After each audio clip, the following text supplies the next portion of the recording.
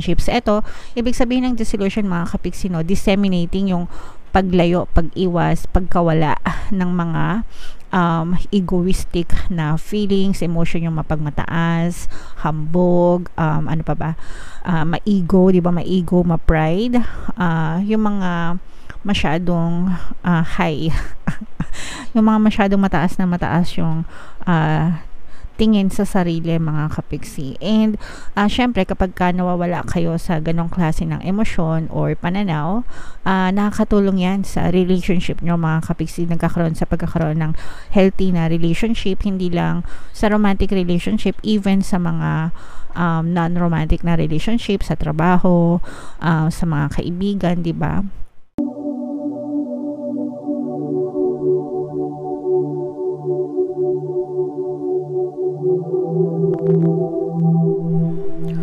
Hello guys, hello Gemini, welcome back to Pinay Pixie Tarot. Ang pamagat ng ating episode for tonight is Oracle of the Month, Oracle reading natin for Gemini ngayong September 2023. So meron tayong tatlong set ng decks dito guys. Ito yung spiritual life and then love life messages. Pwedeng mag-resonate lahat, pwedeng hindi mga kapixie. Kung ano yung mag-resonate sa inyo, take that message guys, okay?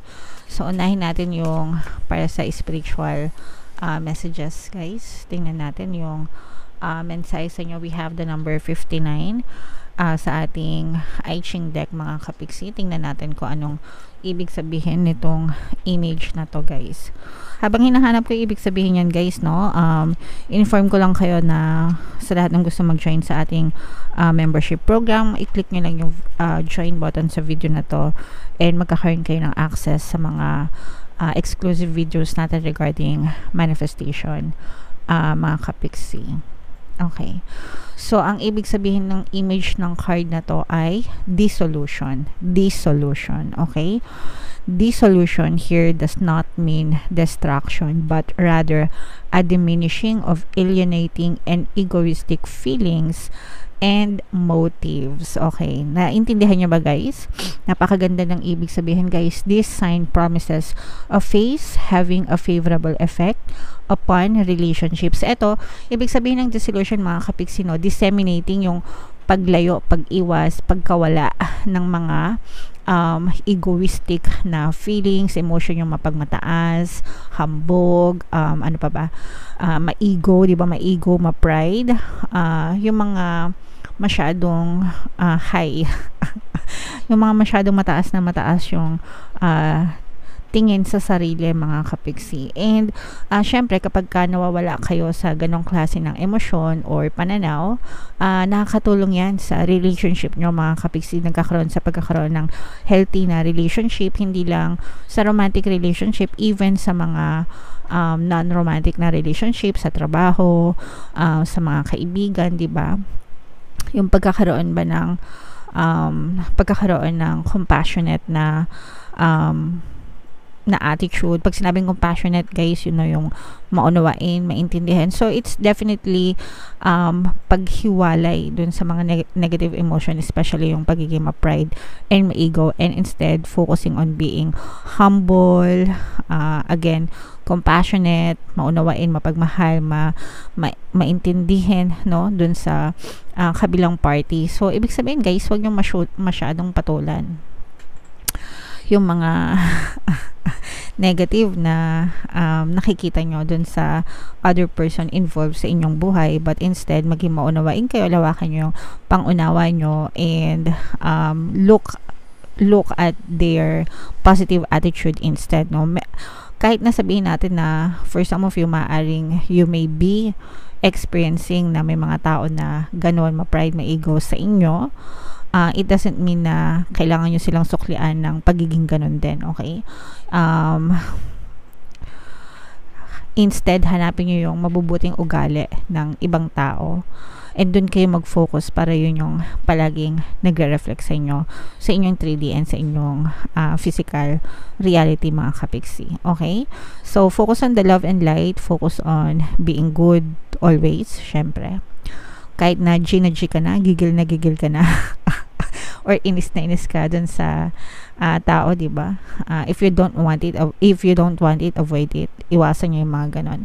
Instead, again, look at their cheerful side, their brightest side, para maging harmonious yung relationship nyo sa ibang tao. Okay? So, again, hindi lang to specific sa romantic relationship, but even sa mga non-romantic relationship, mga kapiksi, yan ang mensahe sa inyo ng inyong mga gabay para sa inyong spiritual message, guys. Yung next naman natin ay para sa mga life messages, no? Habang sinashuffle ko to, guys, panoorin nyo muna itong video na to regarding sa ating paano mag-manifest ng abundance video course. Kapiksi, sawa ka na ba sa mga struggles at hirap sa buhay mo? Masipag ka ba at masikap sa buhay ngunit hindi ka pa rin umaasenso? Ilang beses ka na bang nag-attempt magnegosyo at mag-invest pero palagi ka pa rin nalulugi? Sa pagkakataon na ito ay maaaring may subconscious beliefs ka na nagiging balakid sa iyong pag-unlad at pagyaman. Introducing, paano mag-manifest ng abundance video course. Dito ay matututunan mong ma-overcome ang mga balakid mo para tuluyan ka ng umunlad, umasenso, sumagana, maging matagumpay, successful at maswerte sa iyong kabuhayan, pera, trabaho, negosyo, salapi at kaperahan ng bonggang-bongga. Dali, mag-send na ng email sa pinoypixitaro@gmail.com at simulan na ang iyong pagyaman ngayon. Alright, so mag-avail ka na ng course, Kapiksi. Sobrang ganda talaga ng course na yan. Maraming kayong matututunan and may mga freebies and discounts din tayo, guys. So, mag-avail na kayo. So, ito yung mga ating life messages, guys. We have door to spirit and man holding a coin. For some of you, guys, no, maaaring nagkakaroon kayo ng problema pagdating sa finances. And maaaring nakakalimutan nyo na rin dumulog or magdasal. Mga kapiksi, siguro masyado na kayong exhausted, ganyan.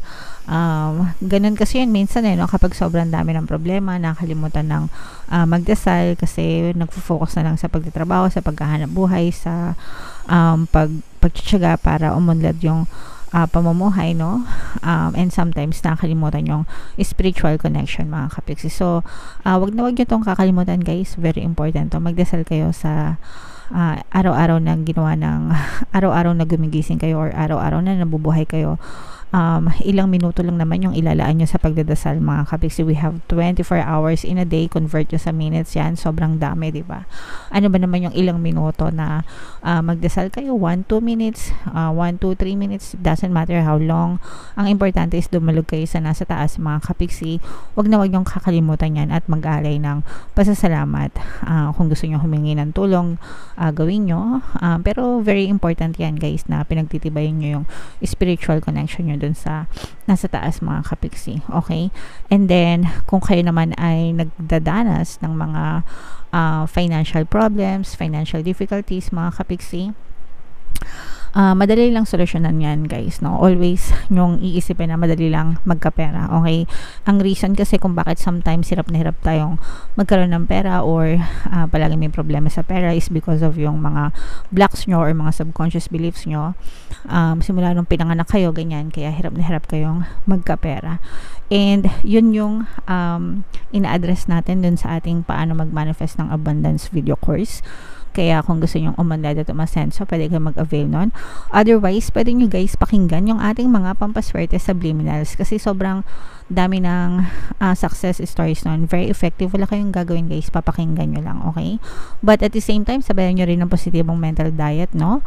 Palagi ko kayong ina-advise na mag-affirm, money, money come to me, at saka palagi ako may pera and palagi akong nagkakapera. Yun lang dalawang affirmations na yun, yung best recommended ko. Kung meron pa kayong ibang money affirmations, pwede nyo sabihin as long as it resonates with you and as long as magaan yung pakiramdam nyo.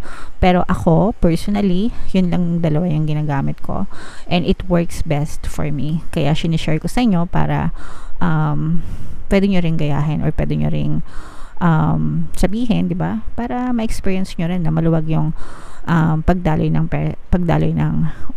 or pagdating ng pera sa inyo. So, i-comment nyo below, guys, money, money come to me. Palagi ako may pera and palagi ako nagkakapera para itong energy nyo is maging ganyan. Yan. And para talagang lumuwag yung inyong daloy ng pera sa buhay nyo. Okay?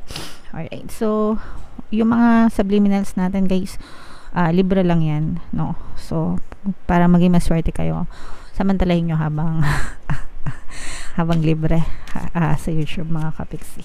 Alright? And then yung last message para sa inyo guys, love message naman. Ito yung deck na gagamitin natin. Habang sinashuffle ko to, no, naka-flash sa screen nyo yung ating email coaching, manifest or desires using the law of attraction. If meron kayo mga specific na gusto nyong i-manifest, pwedeng love and relationship, pwedeng money or career guys, pwede kayo magpabook ng email coaching session with me. Mag-send lang kayo ng email sa pinaypixitarot@gmail.com. So ito yung ating love messages, no? Comment down below kung saan kayo naka-resonate. Backstabbing, ibig sabihin nito, no? Tinrider ka ng iyong partner o specific person. Ganun talaga, no? Pag backstab, tridoran, no? So, maaring for some of you, you may be undergoing some kind of emotional pain, emotional heartaches, ganyan. Pwedeng yung iba sa inyo naghiwalay na, or pwedeng on the brink of separation, mga kapiksi. Kung di pa kayo naghiwalay, pwedeng maaring parang nararamdaman nyo na maaring doon na papunta yung inyong relationship. For some of you, baka magkasama nga kayo pero pwedeng hindi kayo nag-uusap, pwedeng cold na yung treatment, may emotional gap na, no? Dahil din sa mga paulit-ulit na pagsisinungaling, pag-cheat, paglalay ng iyong partner or specific person. I'm sensing na yung iba sa inyo, no, parang na-discover nyo yung kanyang pagsisinungaling. In denial itong person na to guys, no, hindi ito umaamin, pero kayo parang feeling ko na huli, kumbaga nahuli sa akto, either nahuli nyo sa mga chat, sa mga text, ganyan, or pwedeng nahuli nyo mismo, kitang-kita ng mata nyo, mga kapiksi. For some of you, parang wala kayong ginawa kundi mag-scroll ng social media and check kung ano yung mga pinaggagawa ng person nyo, mga kapiksi. Alright? So, comment down below guys if naka-resonate kayo. This is not a very good energy, mga kapiksi, pero this happens. Okay, nangyayari talaga ito. And meron tayong mga relationship subliminals na pwede yung pakinggan para makatulong sa inyo just in case na gusto nyo ayusin yung mga problema nyo sa relationship. Alright? Okay, so comment down below, mga kapiksi, kung saan kayo naka-resonate na message. Dito ba sa spiritual? Dito ba sa life messages? Dito ba sa love life, mga kapiksi? Comment down below. And ito yung ating full moon reading, no guys. Kung hindi nyo pa napapanood, panoorin nyo na. And ito naman yung ating success stories ng paano mag-manifest ng abundance video course. Thank you for lying tuloy. Lying kasi ito, no? Liking. Thank you for liking, sharing, and subscribing, mga kapiksi, and see you again next time. I love you all. Have a nice day. Bye-bye.